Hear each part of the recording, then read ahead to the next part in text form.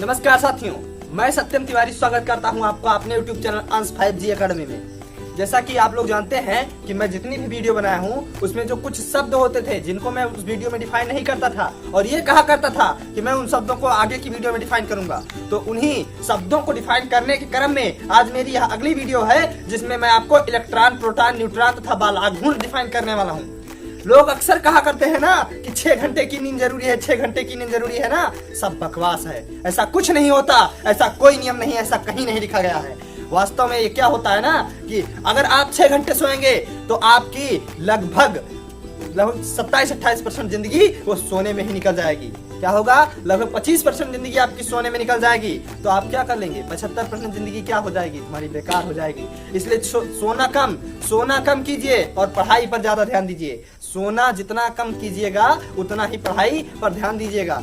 सोना कम करने के लिए वास्तव में नींद कितनी जरूरी होती है मैं आपको आज बता रहा हूँ कि कितनी नींद आपको जरूरी है। वास्तव में आपकी बॉडी जितनी नींद के लिए सेट हो जाती है ना, अगर आप 5 घंटा रेगुलर सोने लगेंगे तो आपकी बॉडी 5 घंटे के लिए सेट हो जाएगी और आपको 5 घंटे की नींद जरूरी होगी। और अगर आप 4 घंटे रेगुलर सोना लगे तो आपकी बॉडी 4 घंटे के लिए सेट हो जाएगी और आपको रेगुलर 4 घंटे की नींद चाहिए। और जो 10 घंटे सोते हैं ना उनके लिए 6 घंटे की नींद भी कम पड़ती है। क्यों?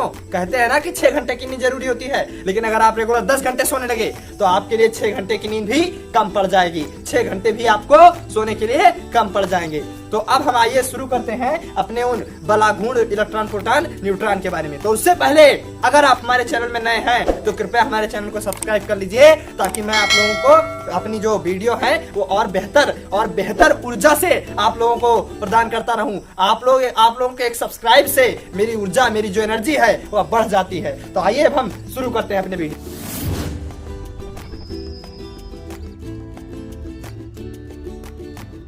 जैसा कि हम जानते हैं कि आज हम बात करने वाले हैं इलेक्ट्रॉन, प्रोटॉन, न्यूट्रॉन तथा बालाघूर्ण के बारे में। उसी में जो हमारी यह टॉपिक है इसमें हम बात करने वाले हैं इलेक्ट्रॉन, प्रोटॉन तथा न्यूट्रॉन होते क्या हैं, ये कहाँ पाए जाते हैं, किस प्रकार से पाए जाते हैं, इनका द्रव्यमान कितना होता है, इन पर आवेश कितना होता है इत्यादि। संसार की प्रत्येक वस्तु में, मैं बार बार कहता आया हूँ और इस बार भी कह रहा हूँ कि संसार की प्रत्येक वस्तु में इलेक्ट्रॉन, प्रोटॉन, न्यूट्रॉन उपस्थित होते हैं। मीन्स संसार की जो प्रत्येक वस्तु होती है उसमें जो मूल कण होते हैं, मूल कण मीन्स जिन कणों से मिलकर वह पदार्थ बना होता है, उसे हम इलेक्ट्रॉन, प्रोटॉन, न्यूट्रॉन कहते हैं। वही हमारे इलेक्ट्रॉन, प्रोटॉन, न्यूट्रॉन होते हैं। और इनकी व्यवस्था मैं आप लोगों को बता चुका हूँ कि प्रोटॉन और न्यूट्रॉन परमाणु के नाभिक में उपस्थित होते हैं तथा इलेक्ट्रॉन परमाणु के चारों ओर चक्कर लगाता रहता है। तो अब हम इसके हिस्ट्री के बारे में जानते हैं, इनके इतिहास के बारे में जानते हैं कि क्या है। तो जैसा कि हम इसको एक ट्रिक से याद रखेंगे, वह ट्रिक हमारी क्या है? ईंटा पर नाचे। मीन्स ईंटा पर नाचे मीन्स क्या होगा? देखिए, ईंटा मीन्स हो जाएगा इलेक्ट्रॉन, थॉमसन मीन्स इलेक्ट्रॉन की खोज जो है वह थॉमसन ने की। और पर मीन्स प्रोटॉन की खोज जो है वह रदरफोर्ड ने की। और नाचे मीन्स न्यूट्रॉन की खोज जो है वह चैडविक ने की। च से चैडविक, ना से न्यूट्रॉन, रा से रदरफोर्ड, पा से प्रोटॉन, ता से थॉमसन और ई से इलेक्ट्रॉन।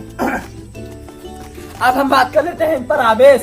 मीन्स हमारे इलेक्ट्रॉन पर, जैसा कि हम जानते हैं, इलेक्ट्रॉन पर ऋण आवेश होता है और प्रोटॉन पर धन आवेश होता है और न्यूट्रॉन हमारा उदासीन कण होता है। तो उसी क्रम में आवेश जो हमारा हो जाएगा इलेक्ट्रॉन पर वह 1.6 गुणे 10⁻⁹ कूलाम हो जाएगा। और इसका इलेक्ट्रॉन का जो द्रव्यमान होगा, जो मास होगा, जो उसका मतलब कितना गरु है, हिंदी भाषा में बोलेंगे कितना गरु है। अबे तुम कितना गरु हो, जिसे कहते नहीं कि कई किलो वजन है तुम्हारा। वैसे जो इलेक्ट्रॉन का द्रव्यमान होगा वो 9.1 × 10⁻⁻31 हो जाएगा। मीन्स 9.1 × 10⁻31 इसका द्रव्यमान ग्राम में हो जाएगा। अब प्रोटॉन का जो आवेश है वो सेम इतना ही होगा, मतलब वो नंबर में तो उतना ही होगा, लेकिन प्रोटॉन पर पॉजिटिव चार्ज, इलेक्ट्रॉन पर नेगेटिव चार्ज होता है। और द्रव्यमान जो प्रोटॉन का हो जा रहा है वो 1.67 × 10⁻⁻27 ग्राम हो रहा है। मीन्स 1.67 × 10⁻23 ग्राम। और न्यूट्रॉन पर आवेश शून्य होता है चूंकि वह उदासीन कण होता है और इसका द्रव्यमान लगभग प्रोटॉन के द्रव्यमान के बराबर होता है। तो हमने इलेक्ट्रॉन, प्रोटॉन तथा न्यूट्रॉन के बारे में सारी बातें कर ली। तो अब हम बात कर लेते हैं अपने बालाघूर्ण के बारे में। तो हमारा जो इस वीडियो का अगला टॉपिक है वह है बलाघूर। बलाघूर को इंग्लिश में टॉर्क कहते हैं, TORQUE, टॉर्क कहेंगे इसको। उससे पहले हम बात कर लेते हैं कि ये क्या लिखा है, आप लोग क्या पढ़ के इसको बता सकते हैं? क्या लिखा है आप लोग सामने? अब मैं आप लोगों को 3 सेकंड 5 सेकंड का समय देता हूं, आप लोग इसे पढ़ के बताइए क्या लिखा है। 1 2 3 4 5। आप लोगों में से कई लोगों के दिमाग में क्या बातें आई होंगी कि ये तो 13 लिखा है। कुछ लोग सोच रहे होंगे ये B लिखा है, कुछ लोग सोच रहे होंगे ये W का उल्टा करके लिख दिया है, कुछ लोग सोच रहे होंगे ये M लिखा है, कुछ IM सोचेंगे, कुछ 1 और 3 सोचेंगे। अलग अलग बातें आप लोग सोचेंगे इसके बारे में कि ये क्या लिखा है। लेकिन अगर हम इसके आगे ये लिख दें और इसके आगे ये लिख दें, अब आप लोग इसको क्या कहेंगे? इसको आप कंप्लीटली कहेंगे कि ये ABC लिखा है। मींस आपके साथ कौन है, आपकी संगत कैसी है, ये आपके गुण को आपको डिफाइन करता है, आपके वैल्यू को डिफाइन करता है। अगर आपके संगत द्वारा आपको पहचाना जाता है कि आप किस संगत में हैं, आपकी संगत द्वारा आपको पहचाना जाएगा कि आप किस संगत में हैं। जैसे B को पहचाना गया A और C के संगत में, इसलिए अच्छी संगत में रहना सीखिए। अच्छी संगत आपको ऊंचा उठाएगी, महान बनाएगी। इसको हम एक और एग्जाम्पल से समझते हैं। पहले के समय में क्या होता था कि लोग जो है AC वाली गाड़ी होती थी, ट्रेन से जब सफर करते थे तो उसमें AC के डिब्बे तो लगे होते थे, लेकिन हम जो है AC के डिब्बे में नहीं बैठा करते थे। क्या कारण था कि दोनों साथ ही तो पहुंचने वाला है, चाहे AC में बैठे चाहे यहाँ पे बैठे, दोनों पहुंचेगा साथ में। हम सोचते थे, नहीं सोचते थे, या ये भी सोचते थे कि उसमें पैसे ज्यादा लगने वाले हैं, इसमें पैसे कम लगने वाले हैं। तो जब दोनों साथ में ही पहुंचना है, मेन उद्देश्य पैसे ज्यादा ना खर्च करने का यही होता था कि जब दोनों साथ में ही पहुंचेगी तो हम ज्यादा पैसे क्यों खर्च करेंगे, कम पैसे में भी तो उतने वही समय में पहुंच जाएंगे। लेकिन आप जब AC में, तो बाद में पता चला कि AC में बैठने वाले लोगों का माहौल अलग होता था, उनके गुण अलग होते थे, उनकी बातचीतें अलग होती थी, वह अलग अलग ढंग से सोचते थे और वही उनके गुण, उनकी अच्छाइयाँ वही डिफाइन करती थी। AC कोच में बैठने वाले लोग वो डिफाइन कर जाते थे। इसलिए अच्छे संगत में रहना सीखिए, तभी आप महान बन सकेंगे, तभी आप ऊंचा उठ सकेंगे। अच्छे मित्र बनाइए, क्योंकि आप अपने लाइफ की जितनी भी बातें हैं, अपने लाइफ की सारी बातें आप किससे शेयर कर सकते हैं? ना माँ से शेयर कर सकते हैं, ना पिताजी से शेयर कर सकते हैं। यहाँ की आपकी अर्धांगिनी, आपकी पिया, आपकी पत्नी, आपके पति, उससे भी आपके अपने लाइफ की सारी बातें शेयर नहीं कर सकते हैं। लेकिन एक मित्र जो होता है उससे आप अपने लाइफ की सारी बातें शेयर करते हैं। इसको हम एक एग्जाम्पल से लेकर चलते हैं।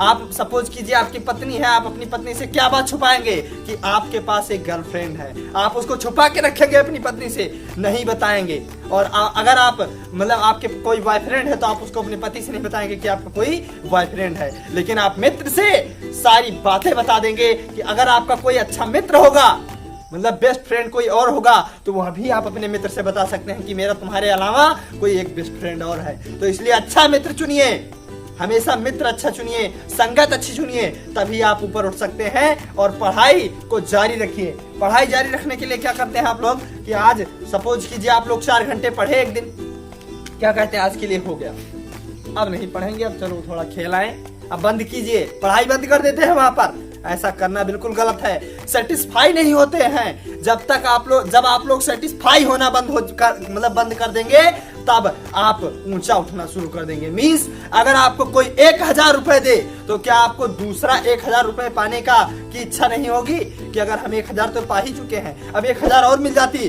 तो अच्छा होता। उसी प्रकार जब आप जितना पढ़ लेते हैं उससे सेटिस्फाई होना, संतुष्ट होना बंद कर दीजिए। मींस जितना पढ़े आप ये सोचिए कि इतना ही और पढ़ लेते तो अच्छा होता। तो जब आप सेटिस्फाई होना बंद हो जाएंगे, बंद कर देंगे, तभी आप ऊंचा उठना शुरू कर देंगे। वहीं से आप लोग ऊंचा उठना प्रारंभ कर देंगे।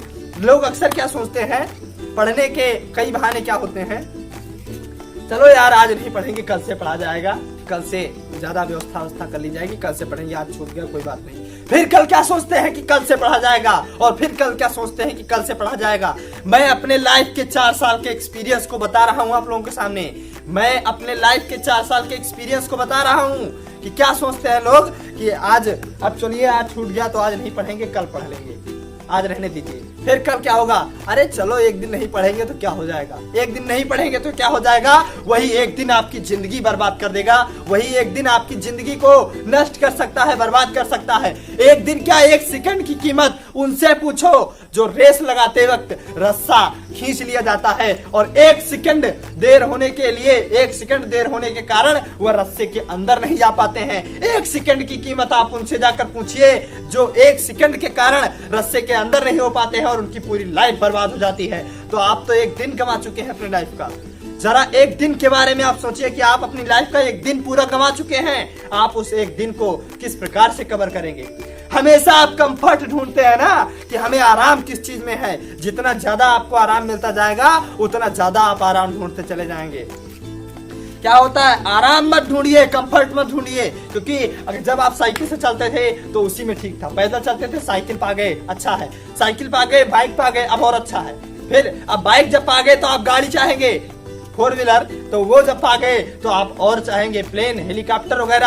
आपकी कंफर्ट मतलब कंफर्टेबल आपका कभी आप सेटिस्फाई इससे भी नहीं हो पाते हैं। तो कंफर्ट मत ढूंढिए पढ़ाई के लिए, बिना कंफर्ट, अगर आप अनकंफर्टेबल भी हैं तो भी आपको पढ़ाई करनी होगी, तभी आप अपने लाइफ में कुछ कर पाएंगे, तभी आप अपने जीवन में आगे बढ़ पाएंगे। अब हमारा जो टॉपिक है बलाघूर्ण, हम इसके बारे में बात करने वाले हैं कि बलाघूर्ण आखिर टार्क आखिर होता क्या है। तो समझिएगा, जैसा कि इसके नाम से ही स्पष्ट है, घूर्ण, घूर्ण से स्पष्ट है कि घूमना, मीन्स अपने जगह पर, अपने स्थान पर। घूर्ण मतलब अपने स्थान पर ऐसे घूमना, ऐसे घूमना, बिना जगह चेंज किए हुए, बिना स्थान चेंज किए हुए अपनी जगह पर घूमना, वही हमारा आघूर्ण होता है। और बल लगाकर किसी चीज को उसी के स्थान पर घुमा देना, वो हमारा बलाघूर्ण हो जाता है। तो आई होप आप सभी बलाघूर्ण समझ चुके होंगे।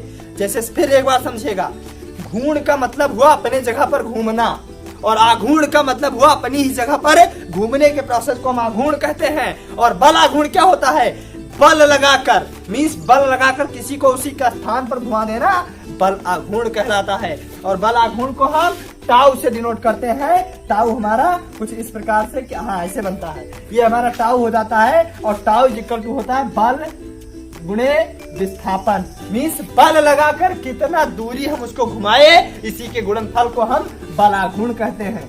यही हमारा होता है बलाघूर्ण। इसको हम एक एग्जाम्पल से समझते हैं। आप जब दरवाजा को ढकेलते हैं, जब दरवाजा खोलते हैं तो वहां पर बलाघूर्ण काम करता है। मीन्स दरवाजे का एक सिरा, दरवाजे का जो एक सिरा है वह अपने स्थान पर ही स्थित रहता है, वह नहीं हिलता। जबकि दूसरे सिरे को बल लगाकर आप ढकेल देते हैं, आप बल लगाकर दूसरे सिरे को ढकेल देते हैं, तो यही जो प्रोसेस होता है दरवाजे को खोलने का, ये हमारा बलाघूर्ण होता है। ये बलाघूर्ण के बेस पर काम करता है। एक और एग्जांपल से इसको समझते हैं। चारा काटने वाली मशीन जो होती है, वह एक धुरी जो होती है उसका वह अपने स्थान पर रहती है, लेकिन उसको हम बल लगाकर इस प्रकार से ढकेल देते हैं, ऐसे ढकेल देते हैं और वह घूम जाती है, वहां भी हमारा बलाघूर्ण काम करता है। हम बात कर लेते हैं कि चारा काटने वाली मशीन को इतनी कंफर्टेबल कैसे बनाया जा सकता है, इसके बारे में, बलाघूर्ण के बारे में विशेष बात।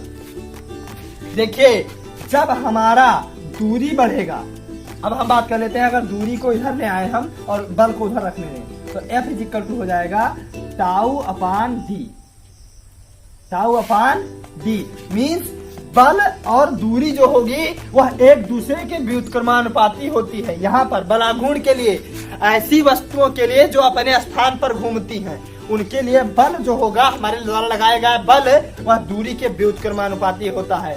इसका मतलब यदि हम दूरी बढ़ाएंगे तो बल हमारा कम लगेगा और यदि दूरी घटाएंगे तो बल हमारा ज्यादा लगने वाला है। तो अगर जैसा कि आप लोगों ने देखा होगा कि एक हमारे गांव वगैरह में एक पट्टा द्वारा चलने वाली मशीन आती है जो पुली द्वारा चलती है, चारा काटने की मशीन एक पुली द्वारा चलती है, सर्वाइव की जाती है, तो उसका कारण उसकी जो धुरी होती है वो छोटी होती है और जो हाथ से बालने वाली मतलब काटने वाली, चारा काटने वाली जो मशीन होती है उसकी धुरी बड़ी होती है। तो इसका यही कारण है कि जब दूरी हम बढ़ा देते हैं तो हमारा फोर्स जो है वह कम लगता है, बल हमारा कम लगता है, ताकत हमारी कम लगती है।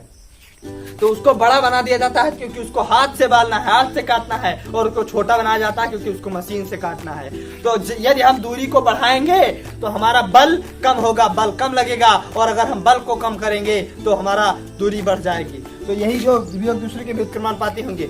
यदि हम दरवाजे का एग्जाम्पल लेकर चलते हैं, आप कीजिए, जैसे सपोज कीजिए यहाँ से यहाँ तक दरवाजा है और दरवाजा यहाँ पर जाम है, इस ब्लैक बोर्ड के तरफ जाम है दरवाजा, तो और यहाँ पर हमारी जो कुंडी लगी होती है दरवाजा खोलने के लिए वो लगी हुई है। क्योंकि हमारे पास यहाँ दरवाजा है नहीं लाइव, इसलिए दिखा नहीं सकते, लेकिन फिर भी समझाने का प्रयास कर रहे हैं। तो आप क्या कीजिए, अपने घर जाइए और कुंडी खोलिए। कुंडी खोलने के बाद दरवाजे को बिल्कुल कुंडी के पास से ढकेलिए अंदर को, तो दरवाजा खोलने में आपको कम बल लगाना पड़ेगा, बल लगाना पड़ेगा। उसके बाद आप थोड़ा इधर आइए और फिर दरवाजे को बीच से ऐसा ढकेलिए, तब आप बल का अनुभव कीजिए कि आपको कितना बल लगाना पड़ा। और उसके बाद फिर आप जहां उसकी धुरी है, जहां से वो घूम रहा है, वहीं ताकत लगाकर उसको घुमाने का प्रयास कीजिए, तो आप अनुभव कीजिएगा कि कितना बल लग रहा है। हमें ऐसा करने पर देखेंगे कि जैसा जैसे हम दूरी बढ़ा रहे हैं वैसे वैसे हमारा बल जो है वह कम लग रहा है। मीन्स यहाँ पर हमें सबसे ज्यादा बल लगाकर ढकेलना पड़ेगा और यहाँ पर हमें कम बल लगाकर ढकेलना पड़ेगा, और कुंडी के पास सबसे कम बल लगाकर ढकेलना पड़ेगा। इसीलिए जो हमारा हत्था होता है दरवाजे में, वह दरवाजे में कुंडी के पास लगाया जाता है, क्योंकि हमें कम बल लगाकर हमारा दरवाजा जो है वह खुल जाए। तो आई होप आप सभी बल को समझ गए होंगे, टॉर्क को समझ गए होंगे, और मेरी द्वारा कही गई सभी बातों को समझ गए होंगे। अगर मैं जाने अनजाने में कुछ गलत बोल गया हूँ तो उसके लिए आप लोग मुझे क्षमा कीजिएगा। और अगर आप हमारे चैनल में नए हैं और यदि आपने हमारे चैनल को सब्सक्राइब नहीं किया है तो कृपया हमारे चैनल को सब्सक्राइब कर लीजिए, और आगे की वीडियो देखने के लिए बने रहिए अंश 5G अकेडमी के साथ। मैं आगे की वीडियो में अपलोड करने वाला हूँ ऊर्जा के स्रोत, source of energy for class 10th NCERT। मैं कल जो है अपलोड करने वाला हूँ source of energy for class 10th NCERT। जैसा कि मैंने आप लोगों से वादा किया है, मैं क्लास 10th की मैथ, साइंस और इंग्लिश की वीडियो, मैं क्लास 11th की मैथ और साइंस और इंग्लिश की वीडियो, मैं क्लास 12th की मैथ, साइंस और इंग्लिश की वीडियो अपने इस चैनल पर अपलोड करता रहूंगा।